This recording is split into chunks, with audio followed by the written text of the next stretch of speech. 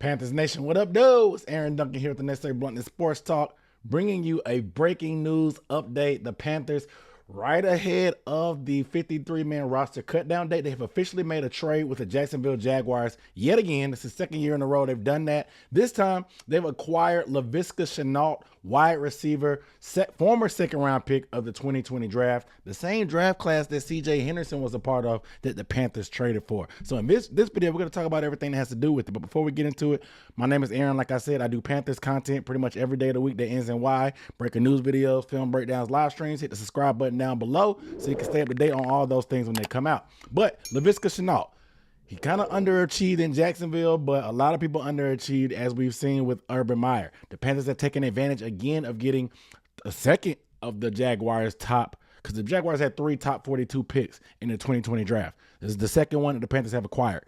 What is the compensation, which everybody wants to know? According to the Panthers, it hasn't been fully disclosed, but it's undisclosed draft capital. That means we didn't give up any players, at least. So we know that for sure. We just got to figure out what the price is. We know Scott Fitter is the 6th guy. He'll try to trade anything for a 6th-round pick. I'm assuming something like that. Shenault is a former 2nd-round pick of the Jaguars. Now, he's only been in the league 2 years. He's had 600-yard seasons in back-to-back years. Last year, he did not score a touchdown playing with Trevor Lawrence. That offense was terrible as a whole. I guess the writing was on the wall. The room got a little bit too crowded. They picked up Travis Etienne. Obviously, he's been coming back from injury. They had Laquan Treadwell. Obviously, Christian Kirk got signed by the Jags. So the room was getting crowded. So the writing was on the wall for Shenault. The rumors that he may get traded were out during the draft, but they kind of went for naught.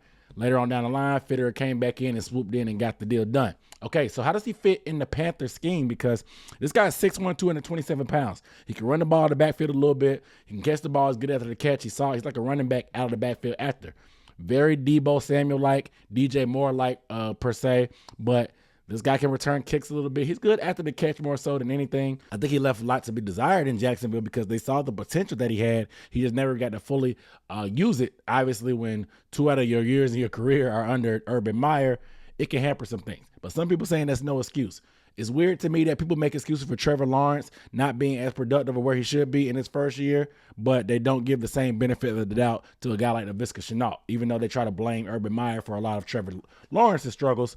But that's another conversation because this is the Panthers. Now, the Panthers, a lot of people have some speculation, including me, that there could be some surprise cuts from the wide receiver position, especially when you have guys like Terrace Marshall Jr., who's had some struggles, made some comments about him needing to practice.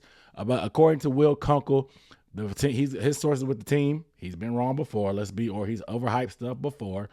According to Will Kunkel, this does not affect Terrace Marshall Jr.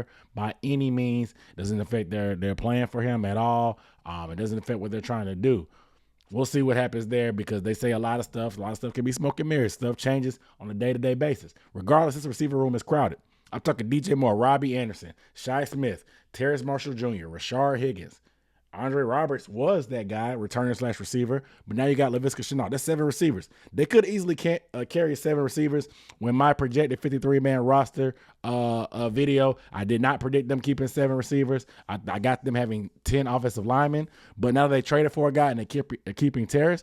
They could keep 7 and keep Andre Roberts there, and that would again push a guy like Brandon Zylstra out of there.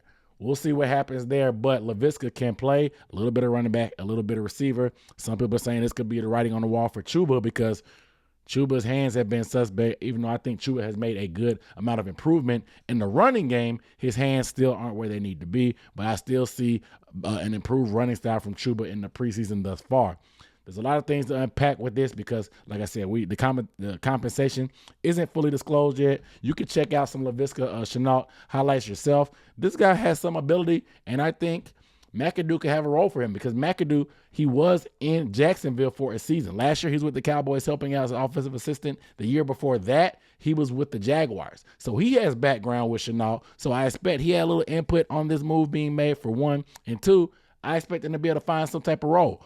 Some people say he could easily just be Cordero Patterson.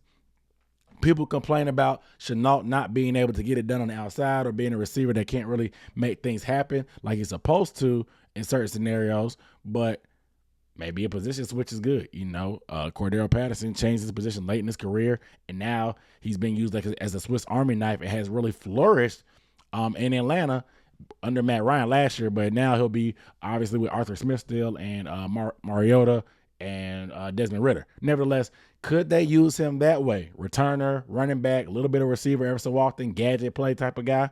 Who knows? We'll see how creative McAdoo is. He hasn't been an offensive coordinator for some time, but he's been around the game and still been a part of very innovative systems like Dallas last year with Kellen Moore. So I'll be interested to see. You guys let me know down below in the comments how you feel about Laviska Shenault.